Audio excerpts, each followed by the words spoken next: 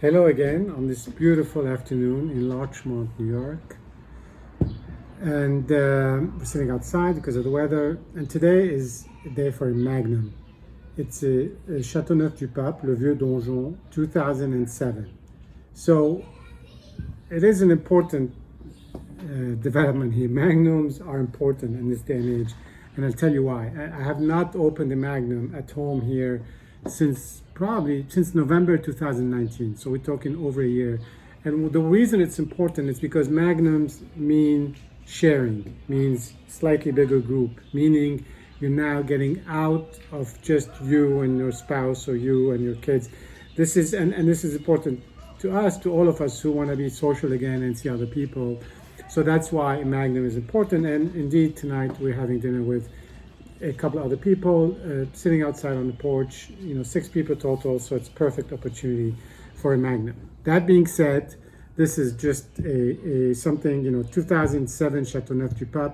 2007 was a very interesting year because it was hot and dry in the beginning, then there was rain in the spring, and then the summer, there was a big Indian summer, so it was a long summer, which allowed a more leisurely harvest. But at the same time, I don't know that some wines were amazing, just perfect and lush and rich and really powerful, but some of the wines were also overdone. Now the Vieux Donjon is one of the old names. It's funny because they say, it's only third generation, which is kind of funny when you think about it. It is a third generation of the Michel family. They started off, like a lot of people, selling their grapes, and they started making their own wine in the 60s. It's just very simple. They make Chateauneuf du Pape red and Chateauneuf du Pape white. It's just different mixers for different cuvées and different flashy and fancy things, which is really incredible because you get the best grapes in each bottle of wine. It's primarily Grenache, 65 to 75%. Then you've got 10% Mourvèdre, 10% Syrah, and the rest is a bunch of stuff that's allowed in Chateauneuf, as we know.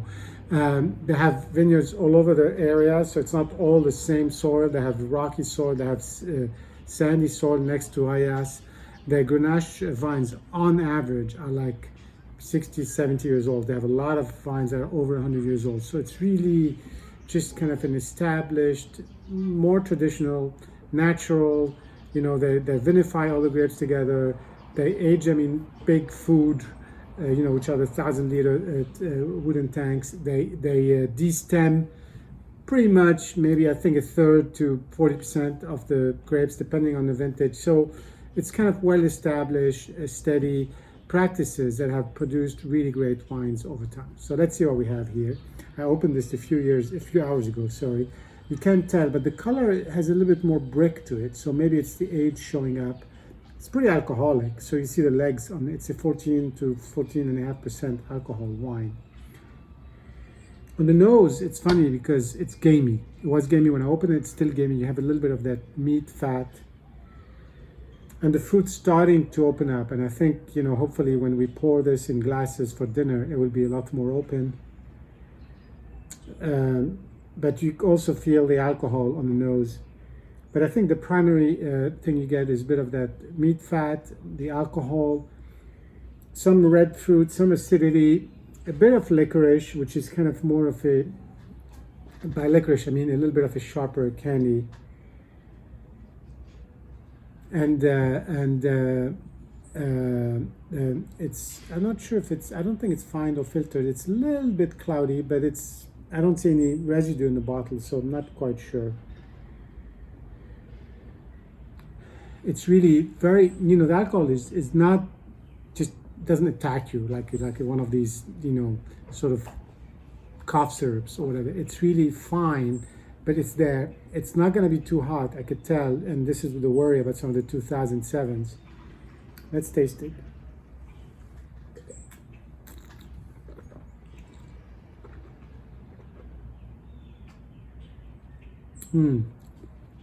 Really coats the mouth with the berries, alcohol. The finish is nice, but it's still evolving. I think it's going to get a little bit longer as it opens up.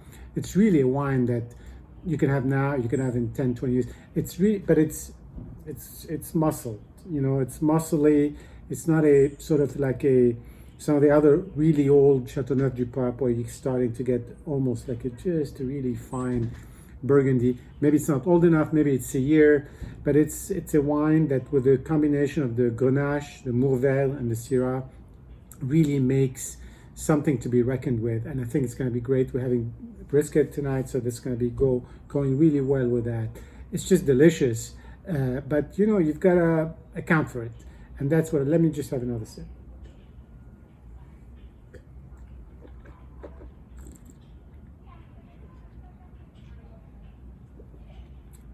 The cherry is starting to come out.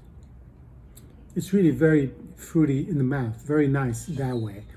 And the finish is more on the alcohol and the really fine tannins that sort of kind of stay there.